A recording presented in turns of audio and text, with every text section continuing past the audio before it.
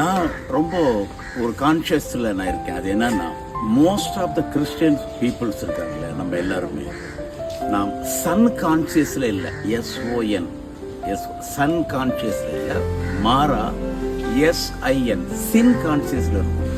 ஏன்னா நம்மளுடைய first reference எங்கேருந்து ஆரம்பிக்குதுன்னா, ஆதி ஆமத்திலேருந்து ஆரம்பிக்குது. அவன் பாவம் செஞ்சான், நாம் பாதிகள். அவன்கிட்ட இன்னை வரைக்கும் நம்ம எதில் இருக்கோம்னா சின் கான்சியஸ்.